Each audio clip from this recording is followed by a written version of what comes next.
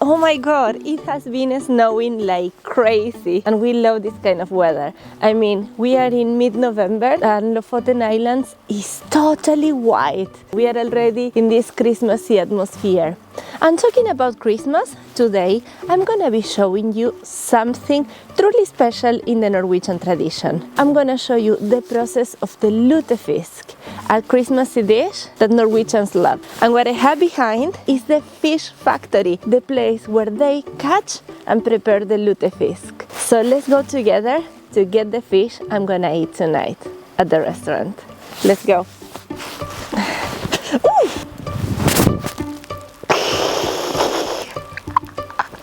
Oh mio Dio, that was hard. Oh my god, I think I hit a stone or something. So this is crazy because in Lofoten Islands you have fish factories everywhere. We came to this one here in Spiseri Island and you will not believe it, but from here comes the most incredible quality of cod fish. If you are going, I don't know, to the nearest market in your town and you want to buy cod fish from Norway, probably it's coming from this place. So let's meet Alex, which is the owner and the person who is preparing the Lutefisk. So there is nothing more fresh than having the fish here and eat it tonight for dinner at the restaurant. So this is the real sea-to-table thing, you know. For many families, the holiday season simply isn't complete without at least one Lutefisk dinner. Some say it's the meal that brings everyone to the table, whether they love it, fear it, or just enjoy the chaos of the experience. And today, I'm stepping inside one of the places where this tradition begins, before I meet Alex, who will show me everything behind the scenes. So Alex, what is this? This is the dry fish. Dry fish? Yeah. Okay, so how did you dry it? We put it up in the winter between February and April. Okay. Yeah? And then we put the fresh fish up, hang it up, and the wind, the sun, everything dries it and it becomes dry. Okay, and then what happened here? Here we have put it in water circa 4 days and it starts to get the water back. Ah, okay. So the fish take the water back. Okay, now you are making the Lutefisk? Now I make it a Lutefisk. Okay, how do you prepare this Lutefisk? And now we put it in 7 days in water. Okay. And then we put it in a mixture of soda and water. What? And then it becomes even bigger. But wait. The soda, isn't it poisonous? I mean, is it safe to eat? Yeah, it's safe to eat. It's just making the water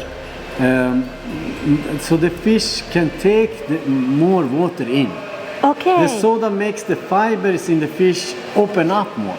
After it has been in soda, you put it in fresh water, and then all the soda go away. All right. So just the fish left. All right. So this one has the soda, or This is one has not been in soda. only soaked? Yeah, so now I will show you how it looks after it has been in soda. Okay, Very let's see. thin. You see, but it's kind of funny. It becomes this big. Oh my God, it's huge. Yeah, it's because it expands.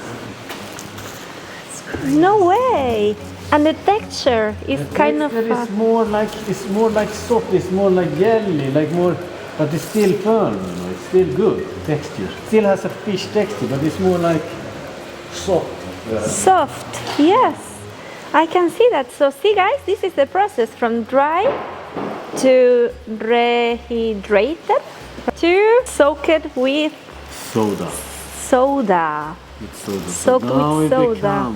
It was this big when it was totally fresh. And then it Maybe a shrinks. little smaller. So they shrinking from this size to this size.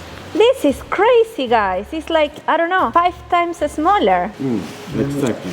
And then from this again to this size. So this is a fantastic conservation method because you have this little fish, and after you made all this process, it becomes a huge chunk, right? Yeah. So this is from the Viking age, you can say, because they didn't have fridge, they didn't have nothing, so they need to prepare. So the 2 ways, put it in salt to become this Lutefisk, and then or you make the dry fish. Okay. So there's two ways to conserve the fish in the old days. So dry fish was an easy way, hang it up, let it dry, because then you can store it for many years in the dry condition. Who teach you this recipe? How did you learn how to make this? No, this has been a tradition for many years. This company has been doing this maybe for 200 years.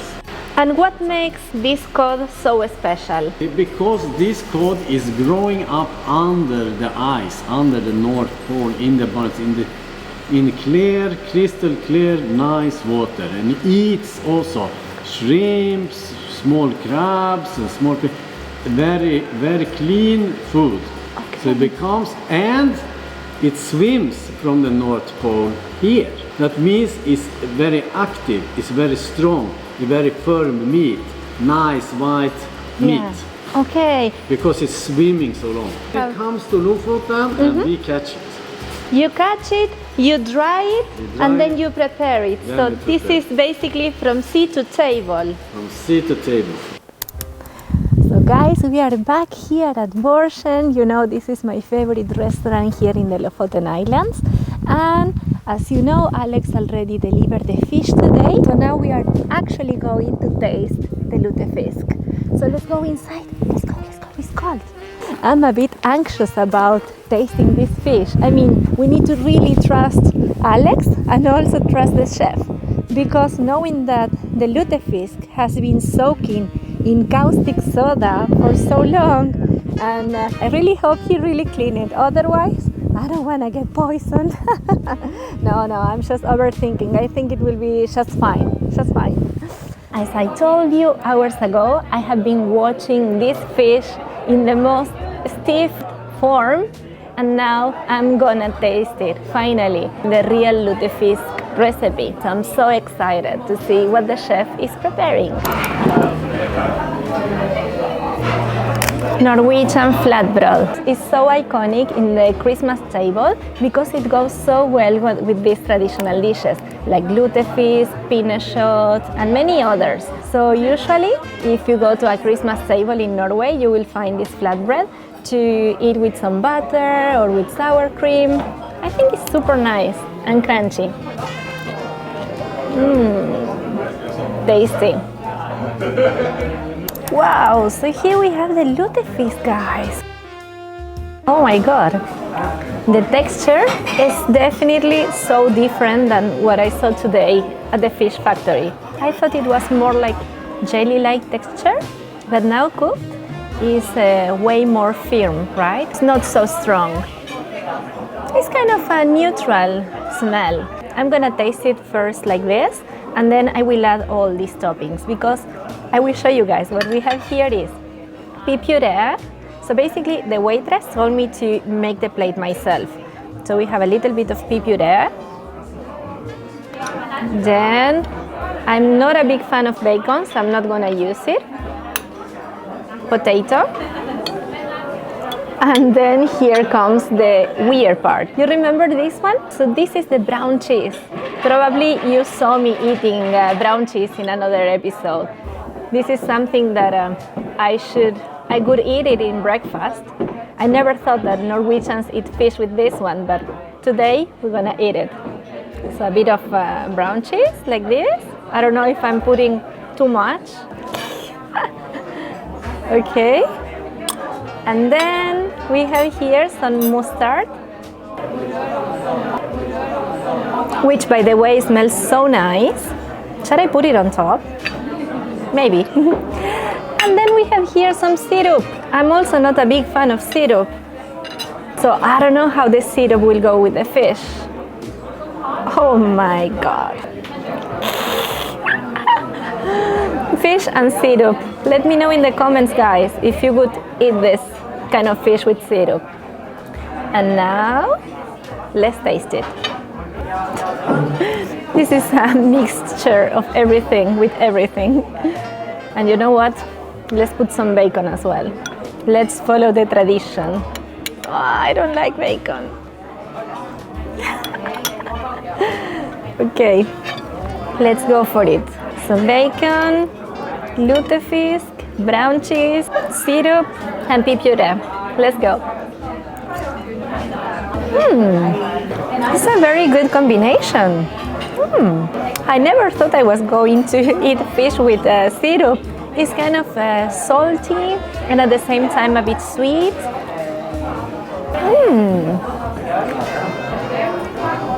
Not bad. And now let's try the brown cheese. I thought the brown cheese was only for waffles, but here they're eating with the fish. So brown cheese, bacon and pea puree. Not bad. I think it goes really nice together. I love it. I think that with the Lutefisk, Norway really nailed it. I'm gonna finish this one. So good. So the score, let's say Lutefisk, because of all the process, from the ocean to the fish racks, to all this conservation method, to all the process that has been soaking with caustic soda, to the kitchen and everything, to my plate, I would rate this one 9 out of 10 because it's so delicious. They have been following the traditions and it tastes so nice. So yeah, 9 points for Lutefisk, the Libra. And Dino got this one, which is a pig bar, which is another kind of fish. So let's gonna taste this one as well. Voila! Let's see this pig bar.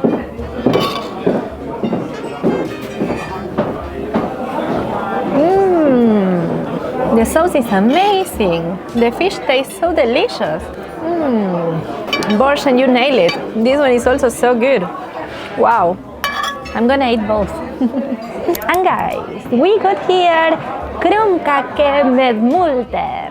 This is a Norwegian Christmas dessert, of course, because today we are having a Christmas dinner. And what we have here, look how beautiful this krumkake. So the krumkake is this dough that you see here. It's so funny the way that they make this krumkake. So they have this special pan, kind of, with a special shape.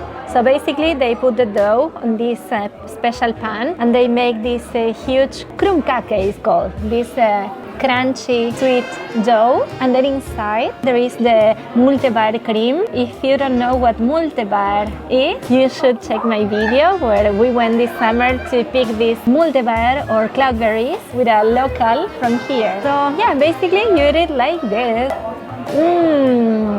I can feel the cinnamon, the kind of bitterness and sweetness from the multer. It's so delicious. These are the berries. Probably you remember them. This is so nice and so Norwegian. If I rate this dessert with 10 out of 10, I'm terrible because I should rate it 100 out of 10. It's so good. I just love it. Merry Christmas. God jul.